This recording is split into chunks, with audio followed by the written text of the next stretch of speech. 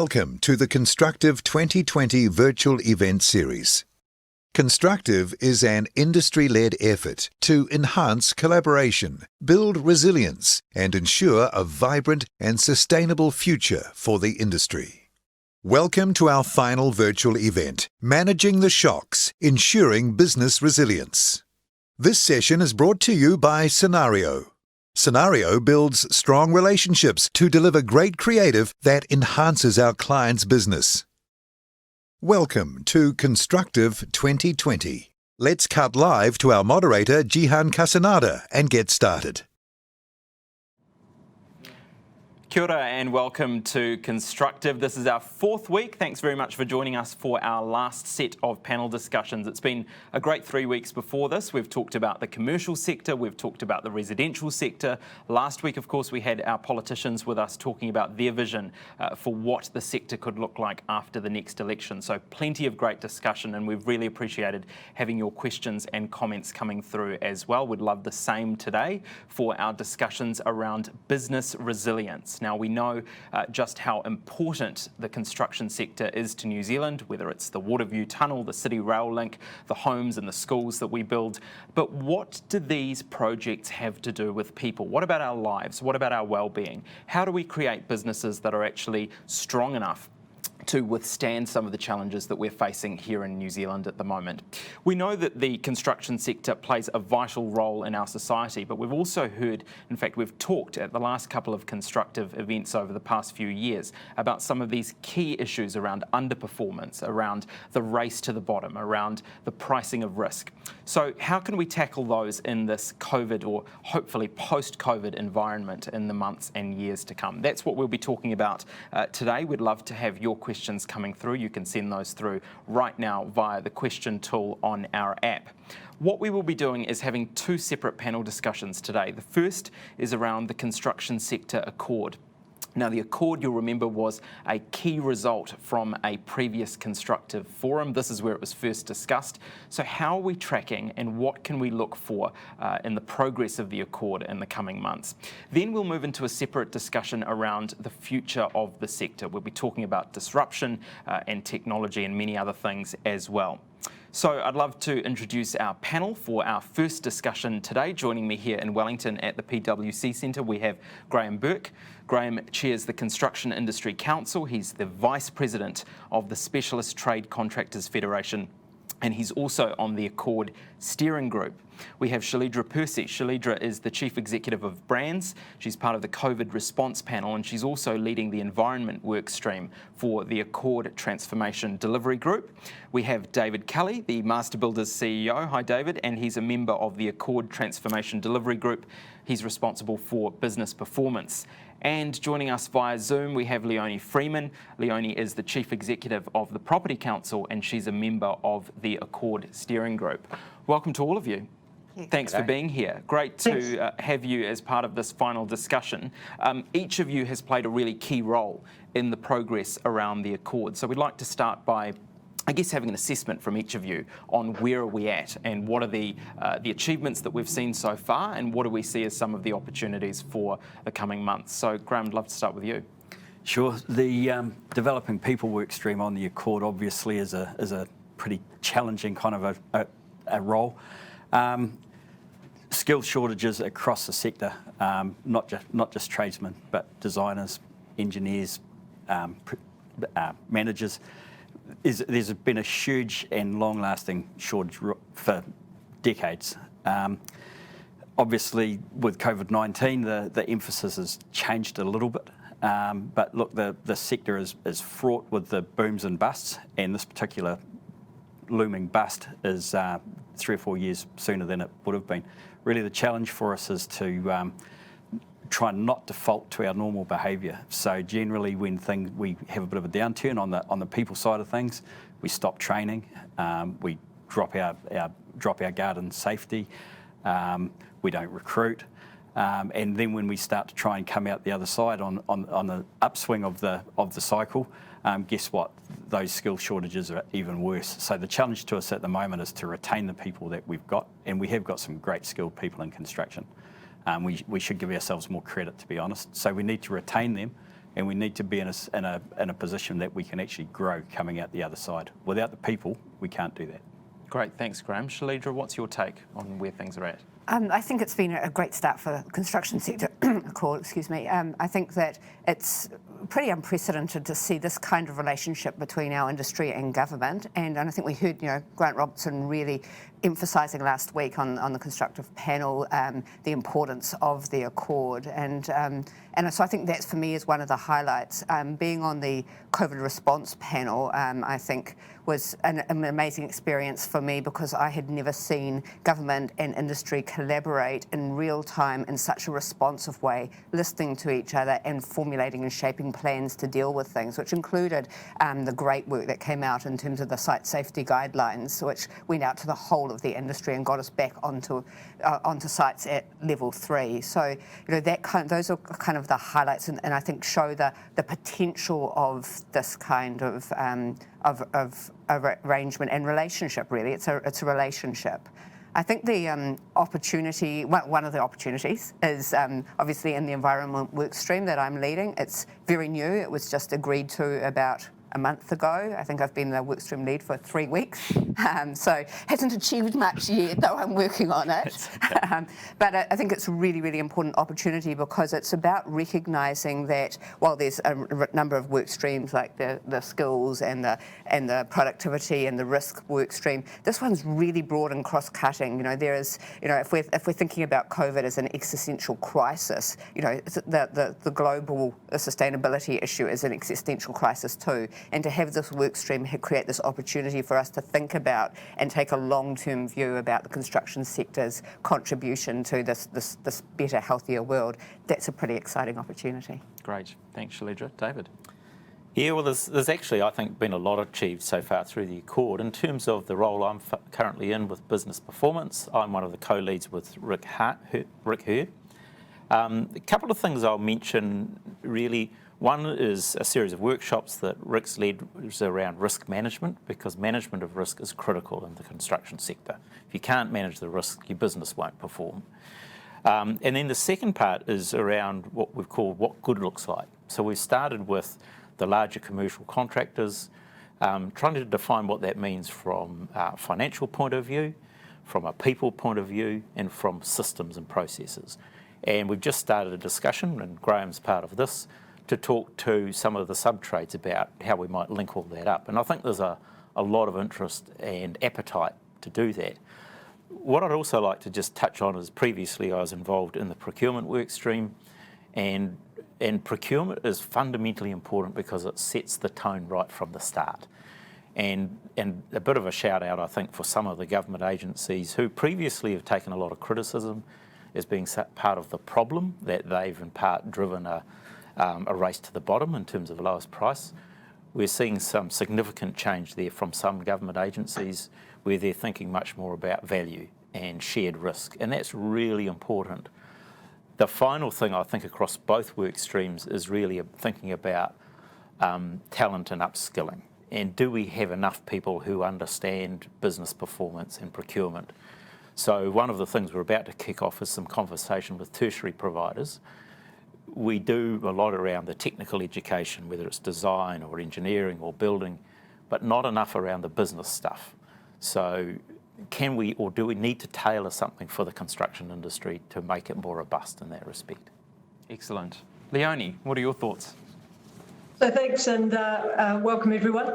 I think we can all agree that we know we have many challenges in our construction sector and the broader property sector. And I think what's so critical with the Construction Sector Accord is it's the first time that we've actually taken a whole ecosystem, systemic approach to solving the problems, rather than what we've often done in the past, which is to say, okay, we need to fix consenting, we need to deal with, have enough capability, capacity, we need to get more innovation, all that stuff. But we've never had a place to come back and have it all coordinated together with a clear vision. And so I think this is quite a big shift in terms of the way our whole industry actually works to get people in a room, public sector, private sector, clients, construction companies, design, everybody involved, big, small, right across the board. And it shows how broad our industry is. But we all know if we want to fix some of the real fundamental challenges in our sector, we have to work together.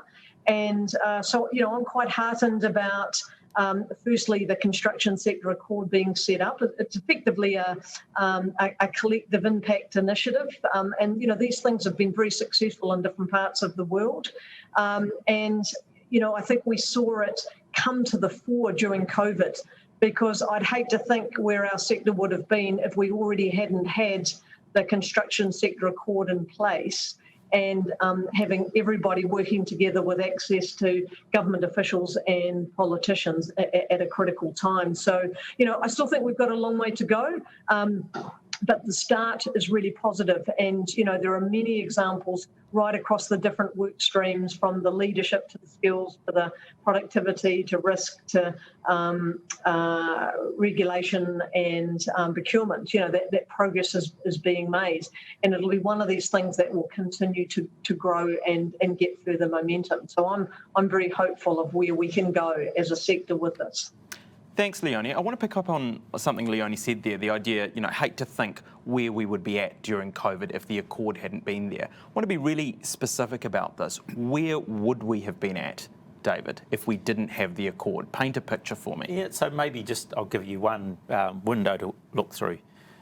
Ministers and government had a massive job to respond to COVID.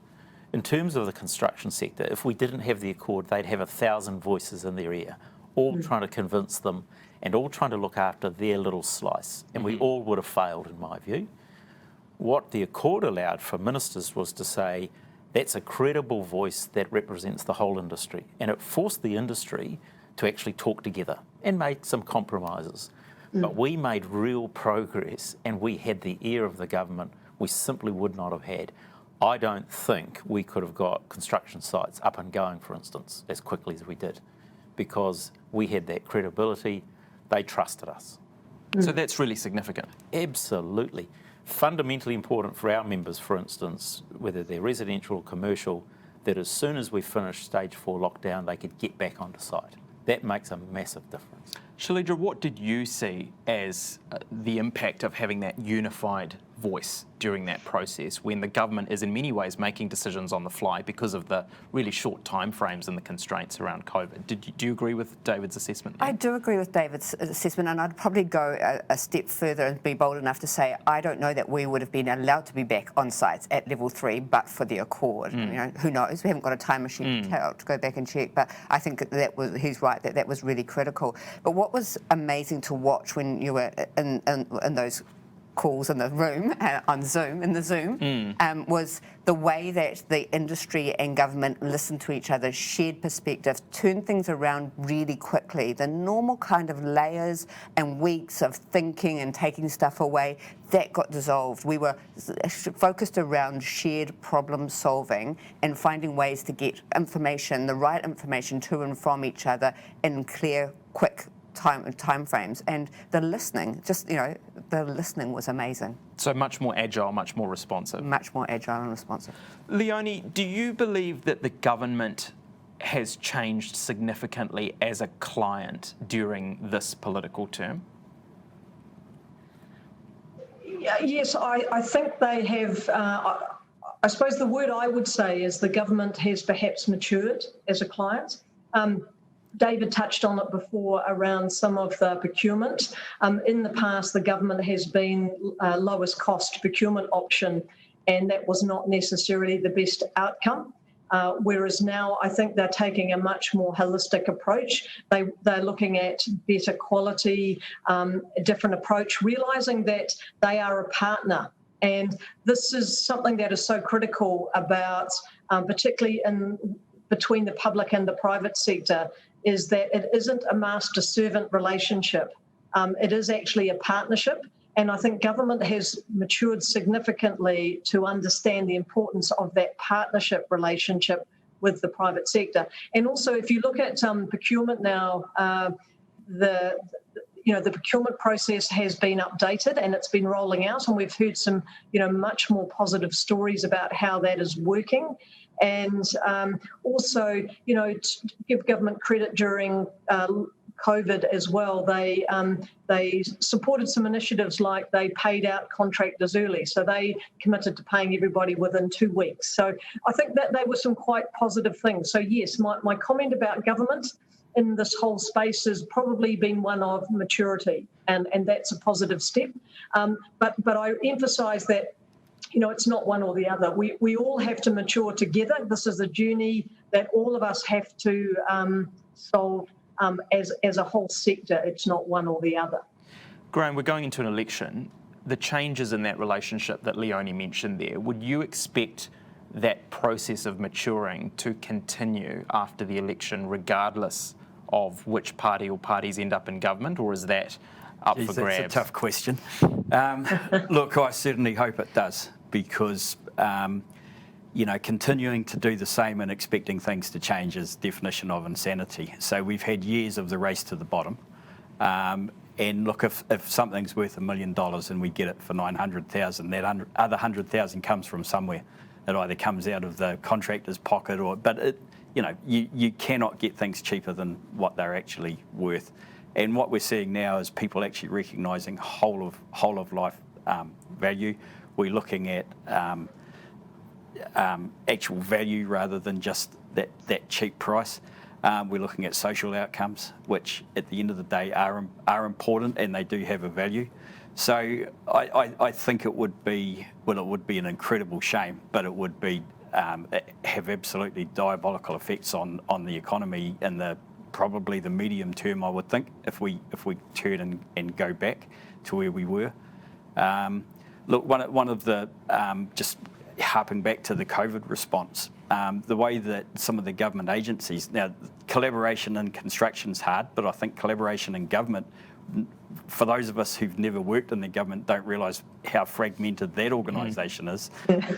So the way those agencies came together just to handle things like the way standard contracts were going to deal with cessation of work over that lockdown period, that was incredibly helpful, not just to us, but also to the government as a client. No offence to the legal industry, but I think we'd rather spend our money on construction than having law battles in court over who's going to pay for what. So if we can keep this going on the same kind of track, concentrate on value rather than just that bottom price, then everyone's going to be a winner. So that's some of the good news. Shalidra, where do you see as some of the gaps? Where are some of the areas that the construction sector accord has not yet delivered on or reached? Look, one of the great things about the Accord is that it put a transformation plan in place which had sort of 5 or 6 work streams, and it got some things going. And it's progressing well against some of those things that it's got going. But that is just a sort of a 2 to 3 year horizon of a plan, and it was quite a lot of it was very much the low hanging fruit. And when you look at it like that, you don't actually see significant sector transformation in the truest sense of the word being driven out of those little bits of areas of work stream. But they're really important that you get momentum going, you get partnership, you get collaboration, you get people working together and getting the ball rolling.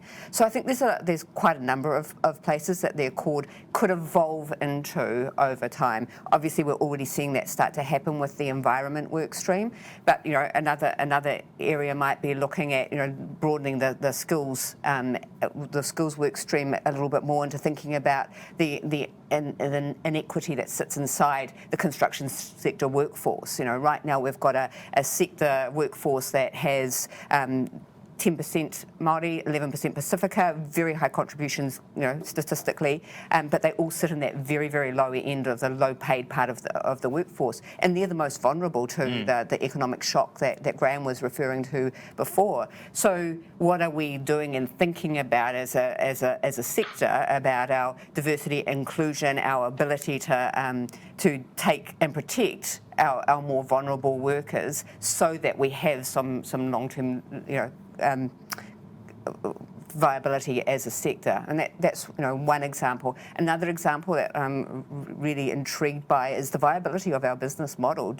Are we actually prepared to get up and front up and face up to the fact that some of the business model that we're operating in, which we have been operating in for 50, 100 plus years, it may not be the right business model. It might not be viable, and some of the things we're trying to do to tweak around understanding value just won't be enough to drive the skills investment, the risk management, the innovation that we need. We need businesses that are resilient and sustainable that can afford to invest. And right now, the business model doesn't look like it can deliver that. Graham, these are really important conversations. Do you believe that the discussion around these wider sector issues and the Accord itself is filtering down to people in the sector who are actually at the coalface, or are these conversations that are had at events like this and in meeting rooms and hui's?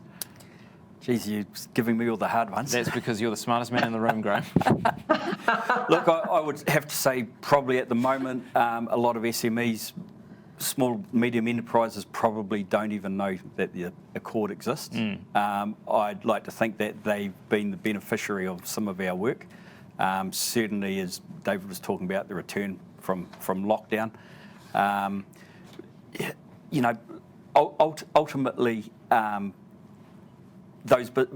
we need to get the buy-in of those businesses. We need to get the same kind of behaviour going right through the system. So it's a little bit trickier. A lot of the small to medium businesses are in the specialist trades, and I'd like to call them specialist trades rather than sub-trades. A lot of them aren't just subcontractors. A lot of them actually are out contracting to in people's homes and commercial buildings and whatever.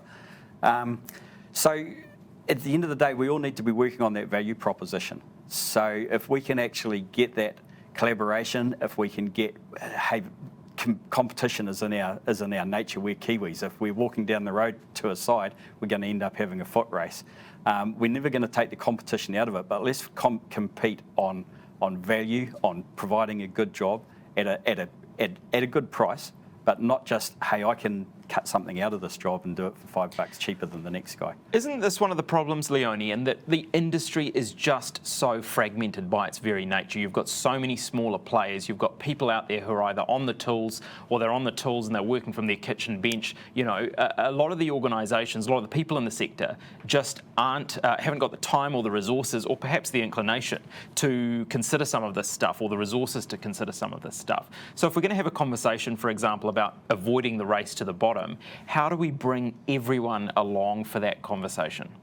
And that is a challenge with any transformation journey. And I just wanted to give a call out to Chalidra and Brands for their industry transformation agenda discussions, over the past few years, because I think that's been integral to some of the change. And I suppose I look at it as a part of a journey, and there will always be people that want to be involved, the early adopters and the early advocates, and that's what we've got to grasp first, and then it will slowly filter out to some of the smaller ones. And I'm very conscious at the moment that for a lot of people in business right across the whole property ecosystem, their sole focus is to stay in business. And I think that is something we also need to just be cognizant of with the construction sector accord, because to date our focus has been largely construction, and that's great, and there's a lot of initiatives, but at the end of the day it's part of a broader ecosystem, and that is something I think we have to work on, because one of the things we're all really aware about, and we talked a lot during COVID, and David and I talked a lot, and Rick Hurd and others, was if we're not getting the development pipeline coming through, then a lot of the discussions we're having at the construction sector accord will actually not be relevant, because we know, and the research we've done is showing there's a much reduced pipeline of work that's now coming through as a result of COVID. So, there's those issues we've got to take into consideration as well. Chalidra, why is behaviour change so hard in this industry? I mean, we've talked about this many times over the last few weeks.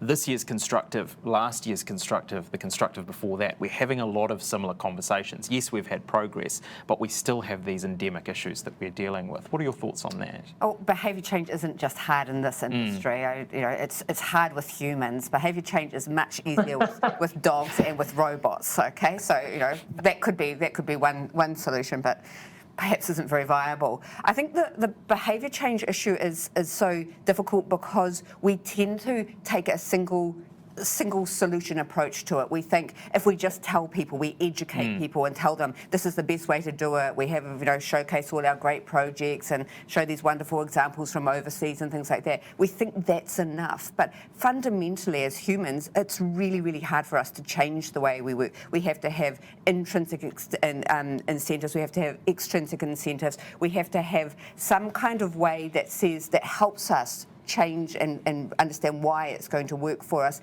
and help us do it. So behaviour change isn't about just telling people. It's not just messaging. No, it's not just messaging, and it's not even as simple as giving the example of going to the gym and exercise. We all know that we should exercise more. It's not just enough to buy someone a gym membership. A gym membership alone isn't going to get them to the gym if they're not motivated to them. They don't see any benefit for them. They find it hard to get started because they're too embarrassed to even put their leggings on or their shorts on. So you have to design your behaviour change, and I think this is a real challenge for the Accord, is to think about when we're designing all these interventions. And I think the work that you're looking to do around educating and improving our business management competence is really, really important. But how do we not only just design it and make it available, but how do we help people engage in it and then apply it? That's when we know that it's going to be successful, when we've found mechanisms for helping them apply it in their everyday business. Your thoughts on that? Yeah, I think so. An example, I think it was also about confidence and skills. If you don't have the skills and if you're not confident, you won't want to change. So we've talked a bit about procurement as an example, and some people have talked about we just need to change the procurement rules. I fundamentally disagree with that, because the rules don't equate to confidence or skill. So it's about culture. Well, it's partly culture, it's attitude, but it's also about if I've run a procurement process, I'm representing the client, and I've always gone to the lowest, cheapest price. Now someone's saying, oh, we want you to run something based on whole of life. Do I even know how to do that? Or I want you to now negotiate the price with a new hospital. Where do I start? If you don't have the skills, and if we don't have the people in the industry, it's very hard to make that change. It's not just the client, it's also the contractor side. Do they know how to run that? Because traditionally they've been taught, first of all, win the contract with the lowest price, and then try and get as many variations as you can. So there's a whole attitude change that has to be backed by skills and knowledge. So what are your thoughts on that, Graham? Well, yeah, look, I agree with everything that's been said. The other thing that's been overlooked is client behaviour is got to be the number one driver at the end of the day. 50% of the industry, the clients are homeowners. Yes. Mum and dad investors, we call them. They're not members of the property council or government. So we need to sell ourselves as an industry on that value proposition, because, I think we've all been guilty of it. Hey, this looks really good, but this one's a little bit cheaper. So as an industry, we need to, one of the principles of the Accord is to be bold, and we do need to be bold and stand up for ourselves. Why is it, when you go to sell your house, the land agent doesn't negotiate on his terms. But when he gets one built, he expects the builder and the plumber and everybody to knock a little bit off. So we need to be strong, we need to sell the value, and we need to be proud of what we're doing. Leonie, isn't it hard to be bold during such a period of uncertainty, though? Oh, look, I think we are in a challenging time. We all know that with all the businesses. But yes, it is. And, a lot of the focus will be on how do I stay in business for large and small businesses. But I also, I've been through a few ups and downs in our property market in the past, which is giving away, age here. But one of the things I have learned is that there are also opportunities that always present, and it's a matter of how do we look at those opportunities and apply them in this instance? And, what can we do smarter? What can we do better? more efficiently. So how do we get more for the same money? There's all those sorts of questions that we've got to ask, and sometimes the thinking that I'll just do what we've always done, isn't sustainable. So, and that can be applied to a small business right up to a really large company, and also across our sector. So, I encourage us all of us. We part of being bold is about our sector standing up as a whole sector and saying we want to do this better, because why we do this at the end of the day is we build amazing communities and cities in our country that people live in and work in and shop in and do all sorts of stuff. So, what we do is so important. And I think we've got a much better, bigger story that we need to tell Kiwis about the importance of our whole sector, right across the board, from small to large, and every sector of property. And is that part of the opportunity, David, that there's a storytelling aspect to this accord, that having a unified voice actually allows the sector to tell its own story in a more cohesive way than it has previously? Yeah, I think so. And I don't think we've done that well. I entirely agree with Leonie that I don't think we sell why this is important. We were talking beforehand about some people, and Graham was one that talked about, I worked on that building, and look at that fantastic building there, that was part of me. But we don't think about it that way. We kind of sell careers, but we don't really sell the end product and why it's important for New Zealand. The places that you go to eat, the places that your kids learn, the places that you want to get well again, or your children get born in. That's fundamentally important and massive pride, but we're not telling that story in a colourful way. Why not? I think we get too tied up in the technical stuff. And we also divide it down into bits. So parts of the sector are better than others. I mean, my technical training was an engineer. The training was very much about the technical side. Someone that I was involved with during the aftermath of the earthquakes in Christchurch, though, he used a phrase which has stuck with me: being a structural engineer is an awesome responsibility. And he's right. It's fundamentally important. We saw it when it went wrong. We're not telling those stories, and we're not giving it the life and colour. Tourism industry is seen as sexy and interesting. Actually, I think most of the jobs in the tourism industry are dreadfully dull. I think the construction industry is a hell of a lot more interesting. We're just not good. We're just not salesmen or saleswomen. Yeah. We're not marketers. Shalidra, what about accountability? What about the accountability piece in terms of the accord? Look, I think this one's a really interesting because it's basically implying that it's the Accord's role to deliver and drive this transformation and to make this industry better. But actually, if that's what we want, if we think that the Accord can do this, then we might as well give up and go home right now, because the Accord isn't only a mechanism, it's a relationship, it's a framework for trying to get the right work to be done. And fundamentally, the actual transformation is going to come back to us as individuals in our companies and in our organisations and in our collectives to work out how do we make a contribution and be accountable to ourselves and to each other for that contribution that we make. It goes back to the behaviour change thing. I can bring you the best tool, the best solution, the best way of working, but if you choose not to do it, it's not going to change anything. And I think accountability is a conversation that needs to be had about all of us. Graham, what do you think would make the biggest difference in terms of achieving that behaviour change at a grassroots level? I think I've said it before today. It's that concentrate on value, sell the value. We've got to get away from that bottom price at all costs, and I think we've got to give ourselves more recognition for the good things that we do. Some of the best times I've had in my life have been working in construction. In fact, but all of the best times probably. And interestingly, the more challenging it is, the more we get out of it, and that's physically, mentally, and everything else. And despite all our problems, I mean, we are collaborating and building some pretty cool stuff. Ultimately, when we start recognising that, when people are queuing up to come into the sector, when people are queuing up for our services, and we've all got businesses that are sustainable and we're building wealth for ourselves and our customers, that's nirvana. Leonie, do you think that the sector is perhaps being taken more seriously as a result of the Accord? I think by government, they're perhaps starting to understand the sector a little bit better.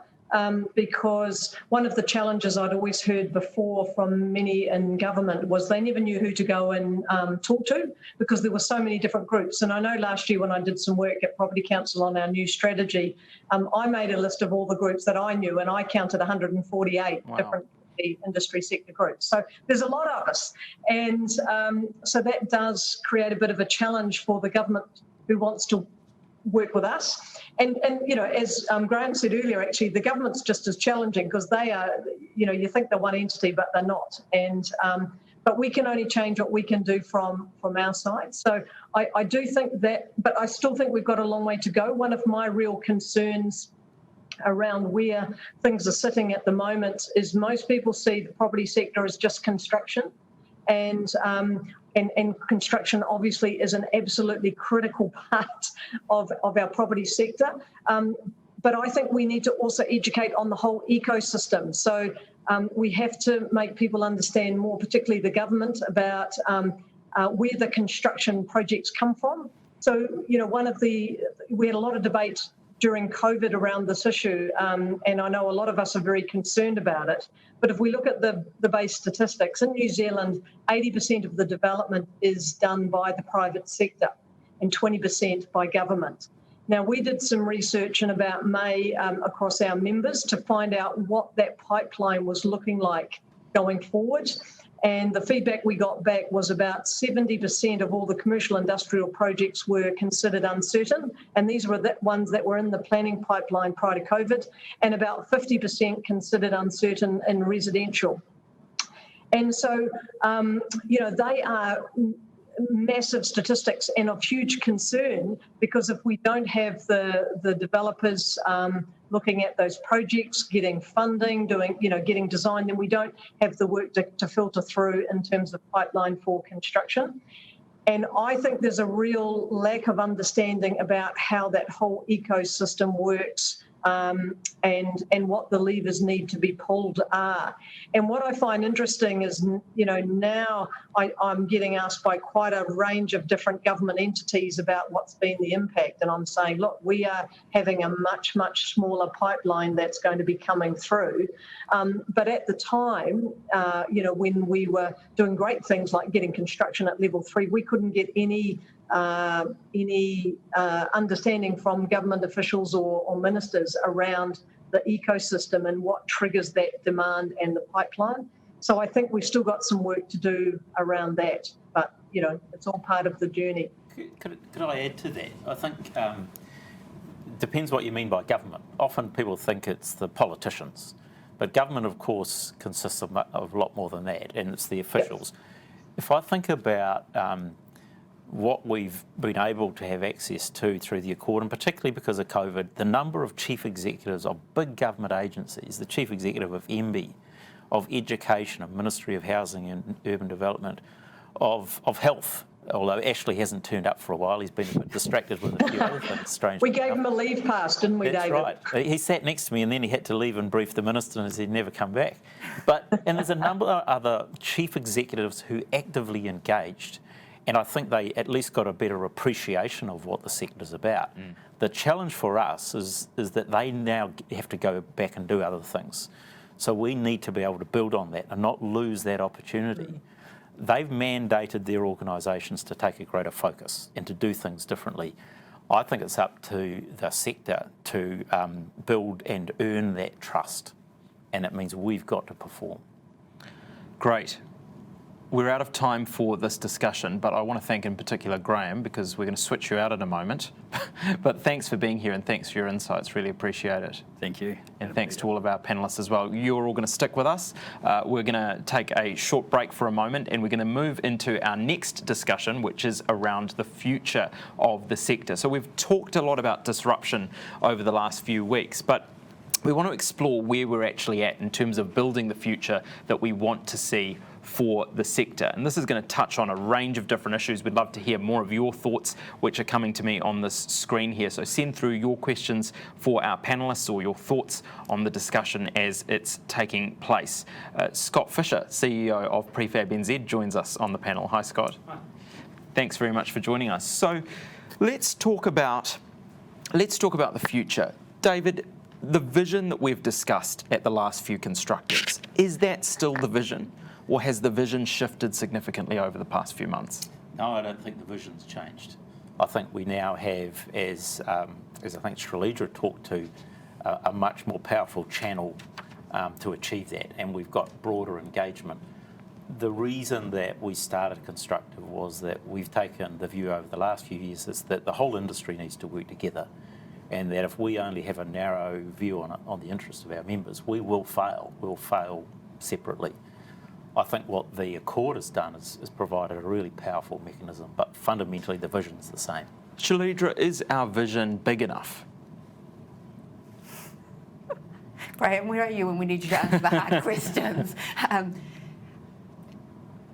Look, I think the true value of a vision is that gives you that leading light that sits on the mountain that you're going towards, and as you get closer to it, you can actually see beyond that. If you walk towards the horizon's always the same distance, but the things that are coming closer to you, you get to see in more light. And I think that this vision is right for the time being. I think there's stuff to happen that comes beyond that, and that we do have the opportunity as we start to build some credibility with ourselves and with our stakeholders and with our clients, that we can then start to get bolder and more ambitious as a sector. And we should. Why wouldn't we? So let's step through some of these issues then. Let's start by talking about people. Scott, what is the story that you believe the industry tells as it seeks to attract talent? The story's around, particularly in our space anyway, it's around innovation, it's around how we drive the industry forward and how those people can play a part in that, in a changing industry, which is, I think, is vitally important. I think in the off-site space in particular, there's a whole range of skill sets, different skill sets that are required at the design level, in a manufacturing sense, in the logistics. All of these things are kind of concepts that are common in other industries, but haven't yet found their way into the construction sector, or not to any great extent. I'm very proud of our part of the construction sector in the off-site space. There are some fantastic, innovative companies already operating in New Zealand, probably at least 50 plus, doing some really innovative work, bringing in different skill sets of people coming in. Often we find people out of the automotive or the food manufacturing sector. So it's an exciting space, and there's a lot of room for developing that skill set and driving the industry forward. Are we attracting the right kinds of people into the industry? We are attracting different types of people, and I think particularly, and I think this is where the construction sector, in many ways, we are probably at the leading edge of doing things differently, and I think always have been for quite some time, and in many ways off-site manufacturing is not new. Pencarrow Lighthouse out on the Wellington Heads was built in 1880 in England and was shipped out here, still there and still working. And credit to companies like Keith A. Homes. They've been building off-site since the 1950s. I get slightly offended when anyone says, oh, here's this new thing that's come along. It hasn't. So, that is, there's companies here doing great stuff. They're attracting new people now because we need them. We find that people out of the food manufacturing industry are finding their way into our industry. So if you talk to companies like Concision or Fletcher's, they will seek workforce not from the construction sector, but there will be other parts of the construction sector that can still play their part, which is quite exciting. Do you agree with that, Shalidra? Are we attracting the right people into the industry? I think what Scott's saying is that we are attracting some different people, and so they're very exciting and some great skills, but I don't think we're doing nearly enough or getting nearly enough of the right sort of people. And even with the people that we're already attracting, I don't know that we're necessarily doing the right thing with them in terms of their skills. I quoted some stats before about Māori and Pacifica on our construction sites, overrepresented in that lower end of it. but a number of Māori and Pacifica engineers, they can't even be counted accurately because no one collects it. No one, the numbers are so low. And I think it's the obvious one that and Leonie, that you're particularly passionate about the diversity and inclusion agenda that the Property Council is leading out. But women are so far what we've seen with COVID-19 is that women are the most affected in terms of employment statistics and loss of employment. And yet, women in the construction sector. I mean, before the panel, we were making jokes about why we don't want women in the construction sector. It was just a joke, but that's really real. We're not doing nearly enough. So, Leonie, what are those barriers? Yeah, well, I think that, everything, everybody is faced with, there is a war for talent, and we're competing as a sector with a whole lot of other sectors. And I think the property sector is really opening up to realising that, we have to take some different initiatives around attracting great talent. And I actually think as a sector, I've been in this industry for 30 years, so it's quite a long time now, and I've seen huge changes around diversity and inclusion, and I think we have come a long way. I think we've got a fair way to go in the construction part of it. I can still remember when I was about 19 doing my 4 months on a building site as a builder's labourer, so I've been on site with all the boys. But it's not just construction. We need really smart people, and to me it doesn't matter what gender, what ethnicity, what background, on every bit of the ecosystem. So we need them as, in development, we need them as architects and engineers and on construction sites and all the specialist trades and everybody else. And because we all know this is a very cool and exciting industry and we all love it. And it's about how do we attract them, and then how do we keep them in there, and see that this is a place for everybody, and whatever your background and whatever your skills, whatever your gender, whatever your ethnicity. And if you are smart and want to do some things, there's exciting opportunities here for us, and it's telling that different story. So I guess the question is, none of this is new, right, David? We know all this. We know that there's always been a war for talent. So where are the gaps in the way that the construction sector is marketing itself, recruiting and attracting people? I think part of it's storytelling, right? You can talk about something at a high level, but it's actually getting down to experiences and stories. And we were just talking before about some of the mental health stuff, and you were actually wanting to give some real stories because that's what cuts through. So an example that I don't think we necessarily use well, every year we run an Apprentice of the Year competition. So thinking about attracting people with different talent and skills, a lot of the people that are the best at that competition are actually people who've already had a career.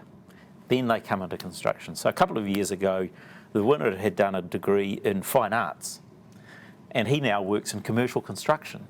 And you kind of think that's a really different jump. But he saw something different, and he's passionate, and he's a really good leader because he thinks differently, and he's a very good communicator. So we don't tell those stories well enough to say, you don't have to be, what do we see in the media, and how do we change that? So it's what do you see in the media? Yeah, you see someone in a hard hat, or sometimes they don't even have the hard hat on in the media, and a high-vis vest. There's so much more. If you think about, a couple of years ago at Constructive, we talked about some of the technology that was being used, and people using drones for inspection rather than cranes. So who knows how to use a drone? That could be anyone. Doesn't matter what gender they are, what nationality they are, but someone who's interested in that, and who will probably use it in a different way. We don't tell those stories. We don't sell it. So Shalidra, whose role is it to tell that story? Who's actually going to take responsibility for that? He's just volunteered, so there's your answer. Look, again, I know it sounds trite that it's everybody's story, but actually, it always worries me when we tell the stories of the ones that are on the edge, that are the really great examples, just like we have some amazingly wonderful built homes. But what about the stories, and what do we do about the stories that are being told quietly to each other and through our friends and our families of the things that don't work in the industry and the barriers to industry, and it's at all levels. It's not it's not just the new people, but there's dropout and there's attrition from the industry because of experiences, and I've told a number of people about an experience that I went to a dinner with captains of industry, and one of them at the end of the night, as I went to say goodnight to people, pulled me onto his lap. And you tell people, they go, no, that would never happen. I would have said something if I'd seen a captain of industry pull you onto his lap, to say, because he didn't want me to leave. And it was just, no one said anything. Now, partly that was because I know how to gracefully extract myself from that situation. But, clearly I'm not a captain of industry, but, that stuff still goes on now, and we're not talking about 30 years ago when you were on the building site. I mean, I'm only 22. This happened yesterday, obviously.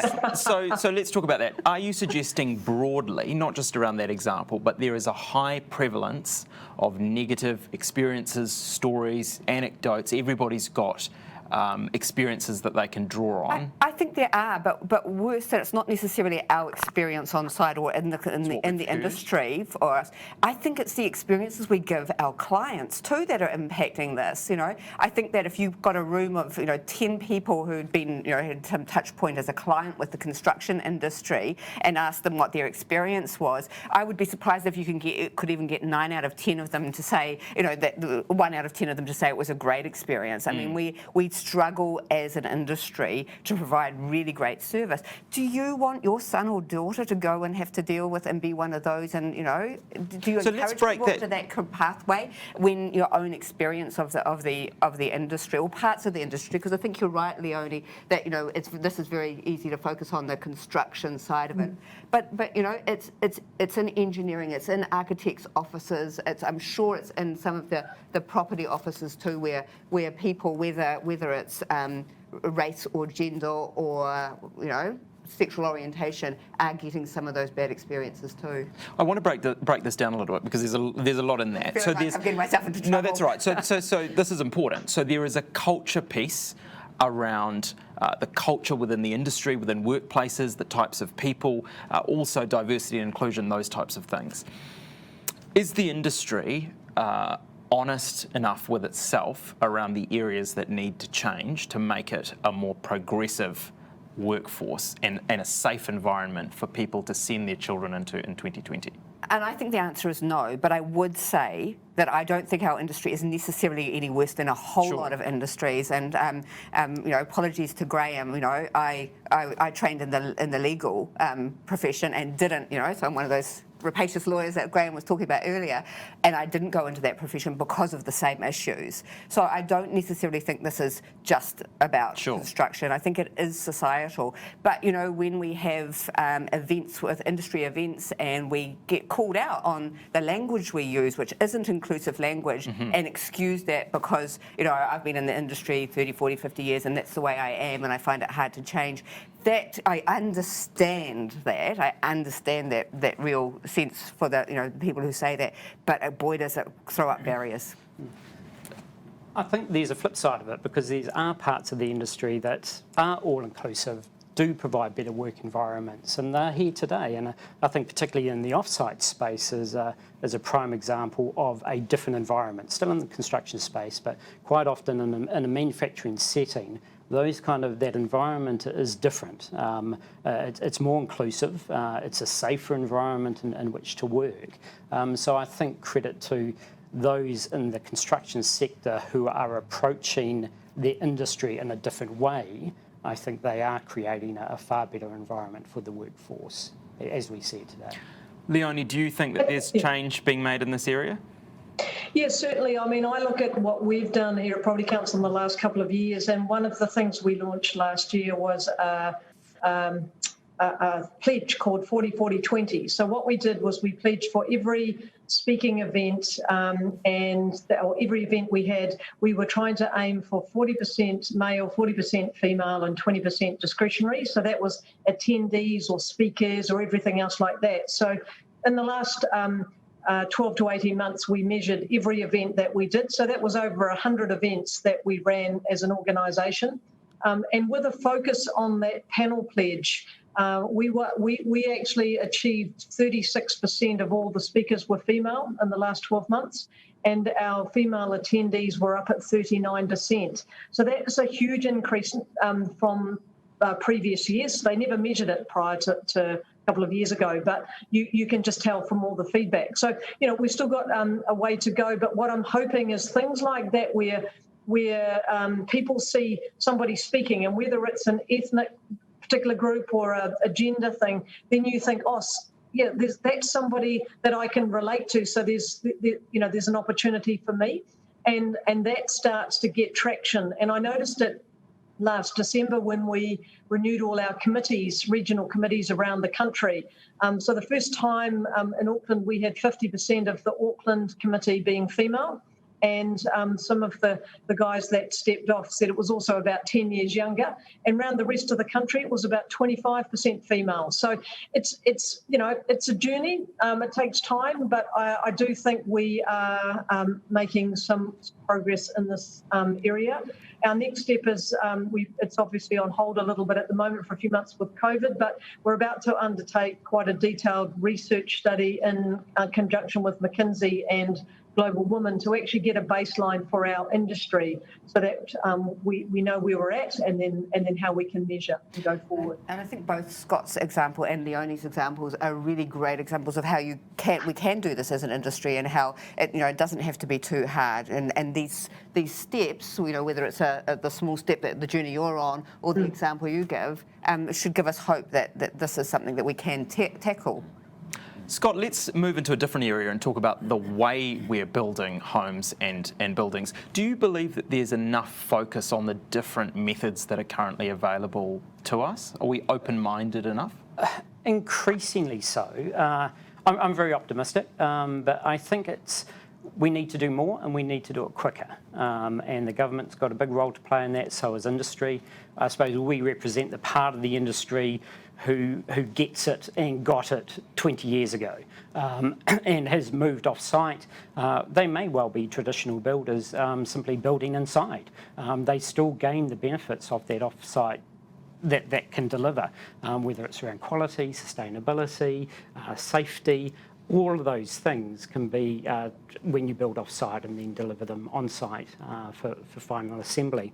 So we're getting there, and as I'm heartened by the state of the New Zealand sector, 50 plus companies operating in the off-site space. I think there's a whole bunch of global solutions that are out there as well that are finding its way into the New Zealand market. Be interesting how we reverse that as well, how we can export our IP, our technology, our processes to the rest of the world as well. What about the role of technological innovation? Is it that we need more innovation, or is it about the application of what we already have? Look, I think there's plenty of technology there now. It's there and available. It's basically on the shelf, and it's been sitting there for ages. We do have a problem with technology adoption. I do believe that the government's got a massive role to play in encouraging that. If we're talking about behaviours, how do you incentivise that adoption? Because that will ultimately drive the increase in productivity. It'll drive all the things that we're wanting out of the construction sector, but quite often those businesses are not picking up those solutions. Often it's not about technology, it's about processes, it's about manufacturing. So for me, for example, every construction company should go learn about lean manufacturing. Which is about minimising waste, improving efficiency, making the most of the time, not doing rework. All of those sort of things are vitally important. But Shalidra, what about someone who's working in an SME who says, look, that all sounds really nice, I just haven't got the time, haven't got the resources, haven't got the brain capacity to turn my mind to that stuff when I'm just trying to get by? Yeah, and I mean, Scott says there's the role of government, and I'd really like to understand, what that might look like. But perhaps part of the answer is how do we, as a, both in terms of the government, but also as a sector as a whole, how do we bring these sorts of tools and technologies to the table in a way which makes it really easy? It goes to the behaviour change, doesn't it? Yeah. Really easy, accessible to take and apply. We've got a real live example of just how difficult this is in brands at the moment. We've created along with a number of sector sector players a piece of technology called Artisan, which is an app that allows the council inspection process to be sped up significantly. And we're talking about the ability to go from an average of 13 residential inspections, physical inspections, down to 3. Huge productivity gains for the industry, huge quality gains for the industry. And we have some builders who pick this up, use it instantly. It's on a cell phone for them, go around their site, love it, fall in love with it, think it's fantastic. And one gave me an example where they saved 2 weeks on a residential build. That's money in the back pocket, right? But then we've got others that say, why would I use a phone when I can just ring up the council and it doesn't matter if he'll be here 2 or 3 days, and getting through to the thinking of what the benefits are. It only sees it as that moment in time. Oh, if the inspector can turn up today, it's all good. Not understanding all the other benefits, or the councils who have to adopt it, getting some of them to get across the shift change of doing it from this way to this way. Really, really difficult. And I think this is the thing, that we've got all this technology, but actually are getting it into people's hands and giving them the confidence and the support to use it. That costs a lot more than we realise. And you also have to bring it right back to the beginning, because often if you're trying to introduce that, when somebody's been in business for a long time, it's about how do we train people. So if we look at other industries, like for the food industry, for example, I'd experienced that first out of school. One of the first things we were trained to do was cost management, how to price, and what was those costs. And it was about waste management as well, which is critical in the food industry. And if we're looking at the construction sector and thinking about low margin, single margin businesses, there's some research out of the UK just this year that said that 10% of all materials delivered to site ends up in landfill. So if you can save that 10%, you can essentially take a single percentage margin business and go double-digit margin in that business just by doing some few very fundamental things. But I think you need to introduce that thinking very early on. The flip side to that, the counter to that, because I think that's one of the ways, I think absolutely one of the ways, but we know from, if we just look down the street, what do we see? We see people of every age using cell phones, which is a new technology in a way that, mini computer in your hand, never used before, You can actually have your cell phone and accidentally delete the phone app off it and not be able to use it as a phone, because it's actually a powerful computer that is also a telephone. And people have taken to that. So there are things which intuitively, do appeal. They have use. All those behaviour change needs, including there aren't some of the old phones around anymore. So you might not have a choice. There are some of those things which do mean that I think we can bring technology in faster and into businesses, that it's not just about the education piece. I just want to ask Scott. You mentioned there the role of government in this. What do you see as the role of government? They've got a massive role to play. I think when an industry needs a fundamental shift, which the construction sector does, housing does, they have an even more important role to play to incentivise that shift. And everyone will say to me, oh no, it's all hands off, just leave it the way it is, or industry will sort it out. And that's fine, you'll get what you always get.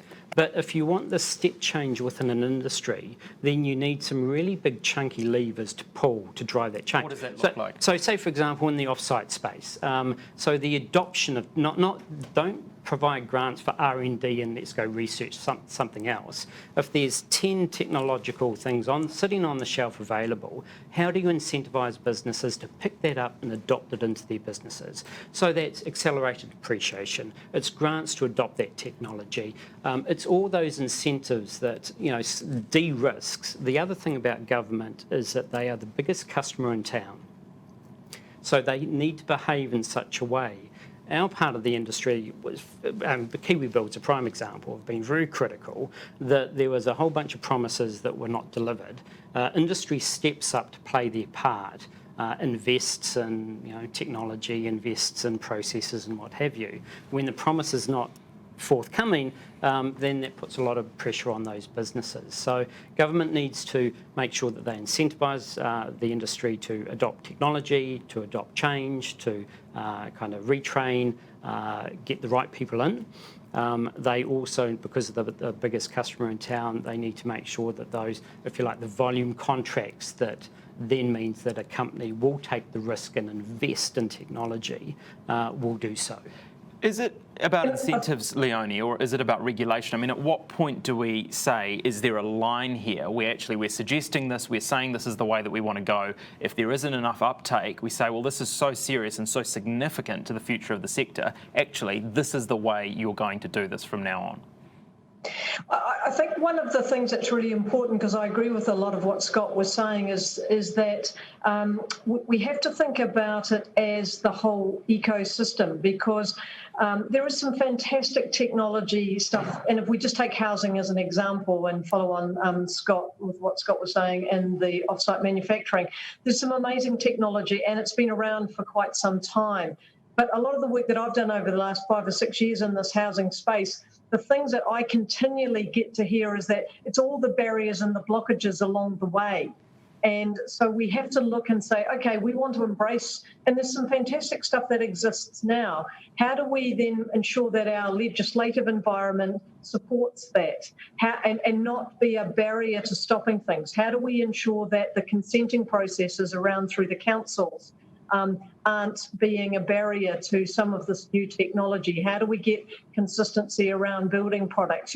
It's all of those things. So it comes back to, and this is where I think something like the construction sector accord, which is taking a whole approach, can also be influential. But it's saying, look, what we're trying to do here, if we look at housing, is we need to solve our housing issues, and we need some of these technology things, but on its own, it's not going to solve the problem because there's a lot of barriers and blockages to getting that. So what do we need to make sure our legislation fits, our consenting fits, that there's people, clients at the other end who will support large off-site manufacturing development, and make sure all of that is actually working together and we're pulling all the levers and we're all rowing the boat in the same direction at the same time.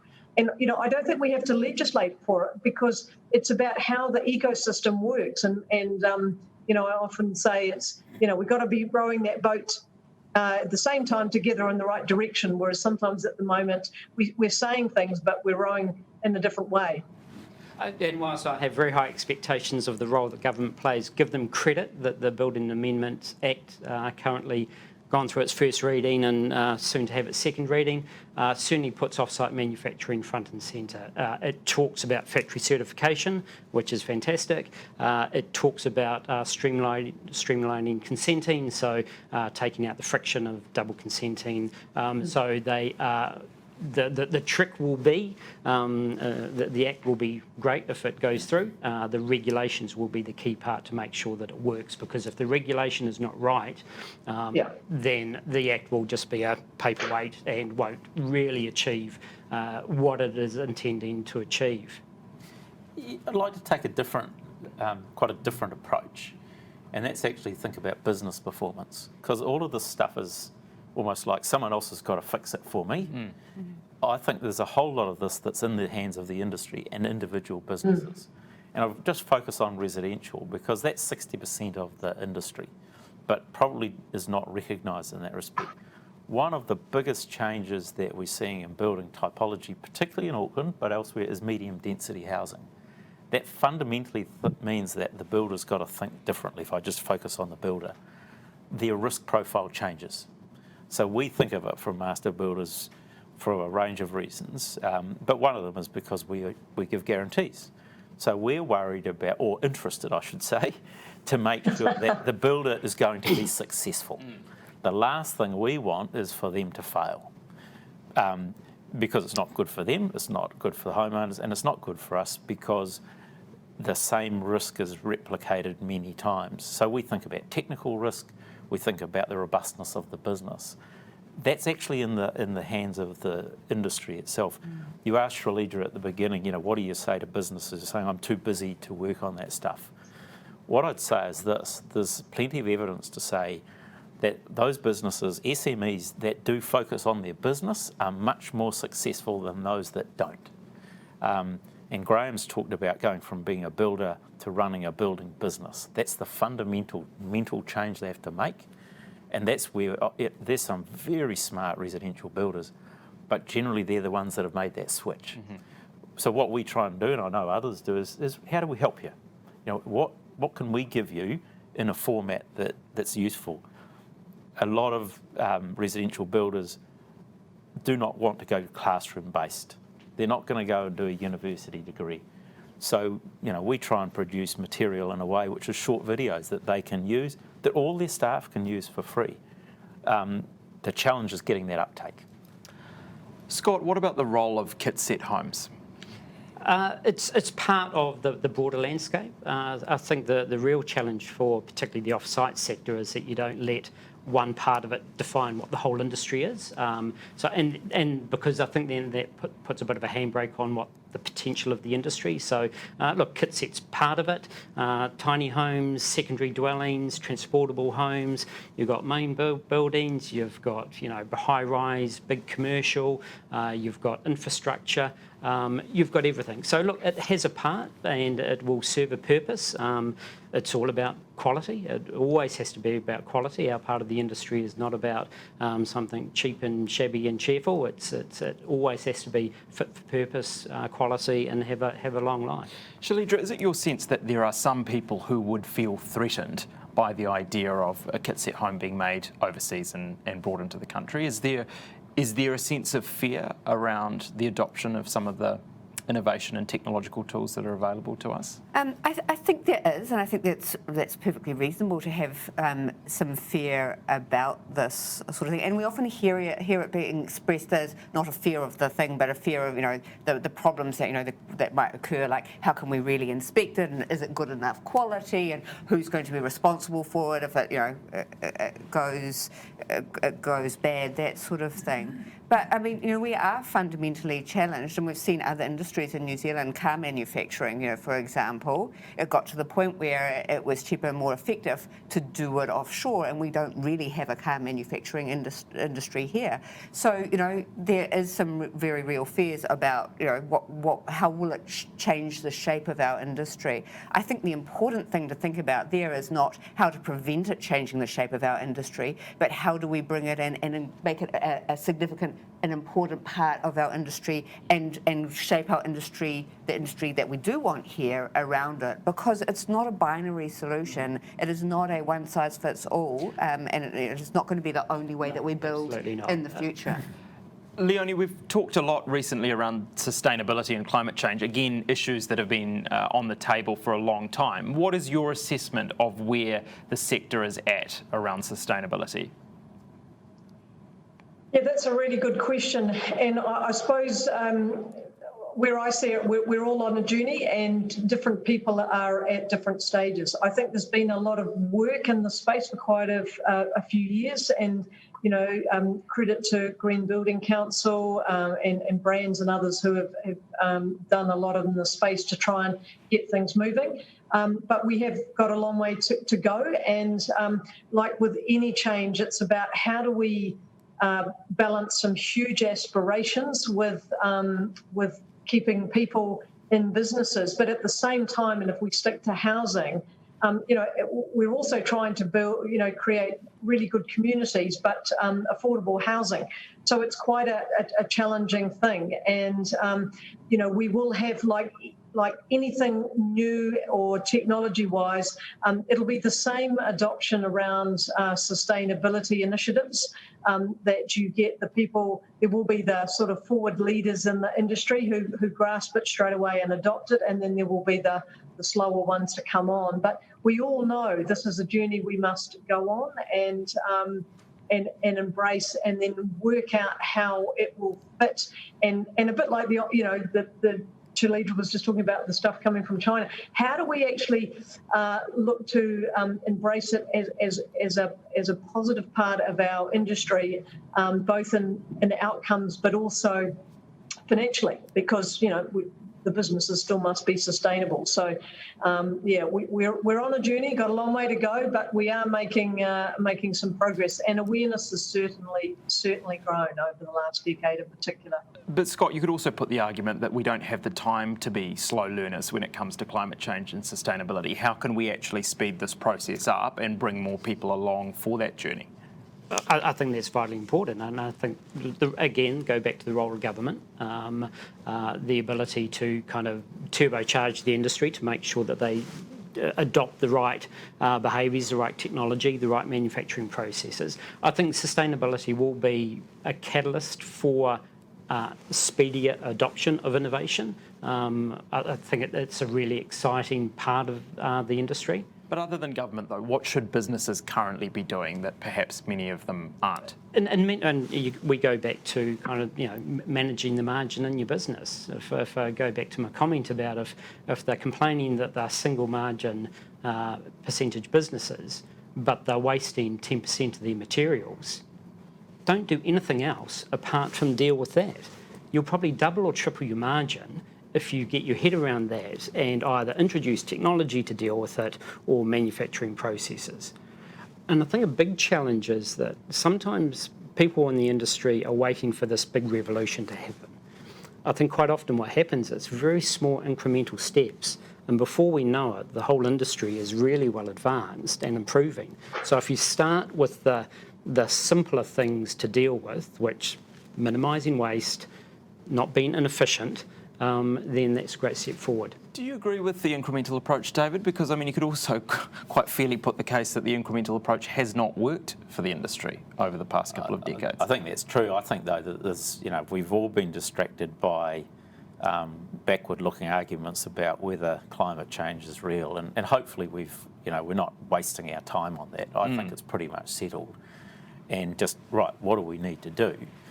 I think one of the things, I think there is an element of incrementalism rather than waiting for the big solution. I think legislation doesn't have a part to play, which is, a lot of people in the industry say, if I know the rules, you just set the target and I know I've got to comply with that, then I'll get on with it.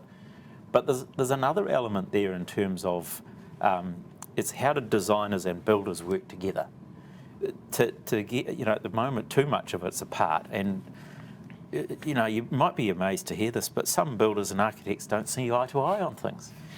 But actually some of the best stuff I've seen is where you have builders and architects that have a longer term relationship. And a couple of weeks ago we had Judy on, who's the president of the New Zealand Institute of Architects, who specialises in housing. There was a great exchange between her and Campbell Matson, who's a builder, and they talked about tiny homes versus small homes. And it was actually bloody good, because they're two people who think, and they think about what's the outcome we want. Not just, is this a beautiful design or am I a good builder? It's about what's the end result for people. That's part of the solution, I think, as well, that different parts of the industry need to come together to work out what this answer is. Shalidra, how do we encourage that whole of life conversation around what we're building? I think we have to actually simplify it for a start and make it, something that anyone, including our clients, can understand. I think there's a piece of it where we still think of ourselves, and we've even all perhaps fallen into the trap today in this session, to talk about this thing we build, this end product, this thing that we're proud of. We don't necessarily think of that building or that infrastructure as a service, as a whole of life, a whole thing that's going to not just be built and then we leave, but that we build and then we help our clients use well and optimise, because it's not perfect from day one. You go into your new building and there are tweaks and things that need to be changed, whether it's your house or whether it's an office building. What's the service that we wrap around that it starts to have a different relationship with our clients, so that they start to see us as being more than just the kind of the designer or the builder or the facilities manager. I think there's a whole, a thinking about it as a service that we need to think about. I also think, David, when you talk about getting people together, I think that's a really important piece of it. But I also think that we've got to just realise and wake up to the fact that this isn't something that the construction industry needs to do or the government needs to help the construction industry do. This is something that society wants from us. We are here, and we've talked before about the need to tell a story about how we provide something of far more value than a building to society, a place for people to live, work, play, have fun, have their most important life experiences and births, weddings, deaths, all that sort of thing, and reposition ourselves as a sector around that experience. Well, if we want to do that, then we also have to recognise what our clients and what our society wants, which is a sustainable future. Leonie, what Shalidra's just said has quite significant implications, doesn't it? Because if you are going to take a more holistic look, then what you're interested in is not necessarily just delivering a product or building a building. It's actually creating an experience or a holistic service for people. What are the implications of what that looks like in the actual practical, the way things look for the industry? Yeah, so I actually agree with a lot of what Shalidra's saying, and I think that what we do have to make sure that sits with all of that is still the financial numbers that go with any development. And because, I do hear a lot of examples when, we've got great demand for being more green or sustainable or longer life cycle, whole of life costs and all that sort of thing. But that often typically means a greater upfront capital cost. And, sometimes you certainly hear the feedback that people aren't prepared to pay. So how do we, we all know it's the right thing to do. So how do we change people's understanding, and particularly in housing where it's, the mum and dad investors and perhaps they're not as sophisticated as perhaps your larger commercial developers and things like that. How do we help them understand the journey, and that this is something that needs to be considered and that there is a bit of a trade-off. So important stuff to do. I just want to wrap up by talking about how the industry can be more responsive to the end user, the person who ends up actually in that building, in that home. Scott, what do you see as the opportunity there as we have these conversations? How do we actually meet people, do a better job of meeting people where they actually are and recognising what their needs are? I think it's about an industry that can deliver a whole range of solutions for those individuals to choose from. I think that's simply a key part of it. Shalidra?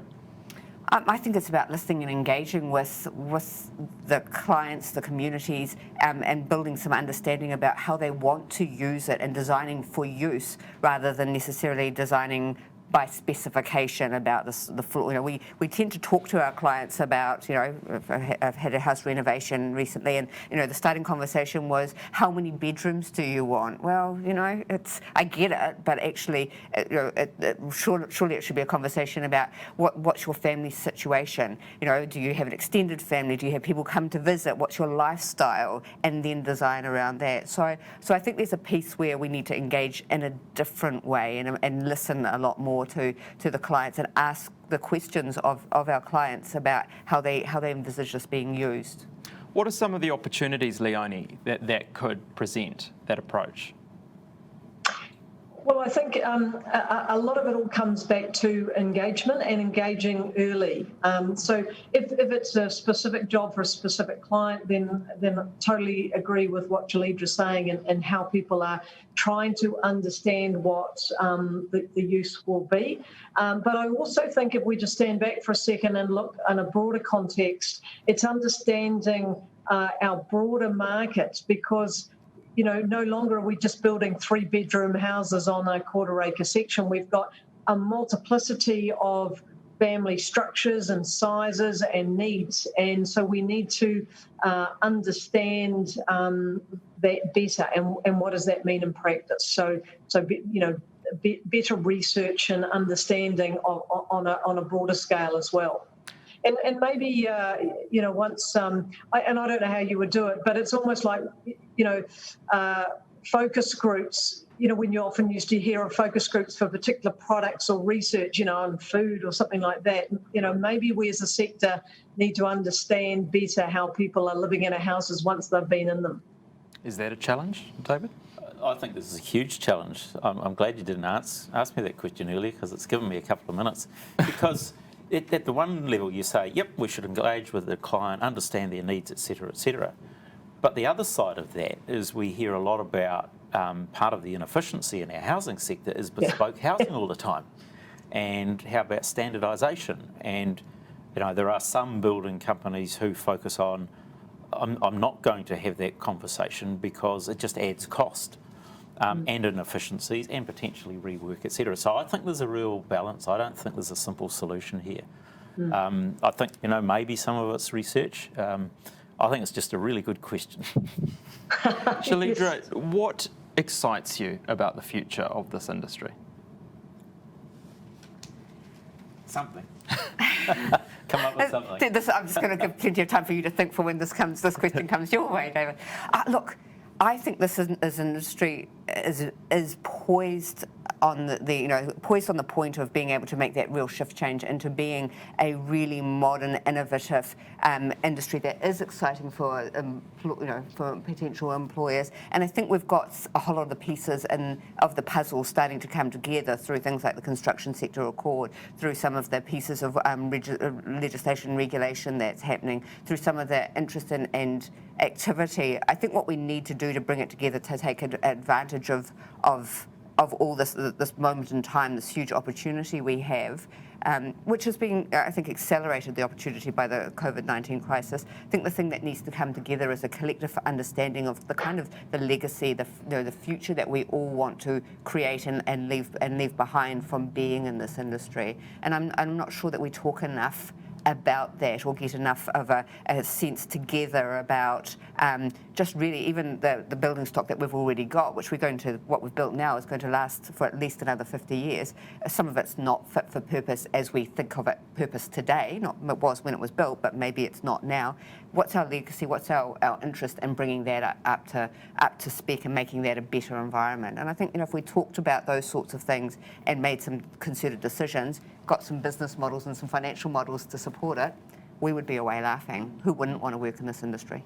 That's an awesome place to leave it. Thanks very much. Thanks to all of our panellists for your time this afternoon, and thank you for watching. Thanks for your questions, not just today, but over the past 4 weeks. We've really enjoyed your company. Now, this has obviously been a very different way of doing Constructive this year. We'd love to have your feedback on these events, and there will be a feedback form coming out to you. We'd love to hear your thoughts. And all 4 sessions will be available for you to view and share on the Constructive website. Thanks again, and we look forward to seeing you next year at Constructive, brought to you by Master Builders. Have a great evening.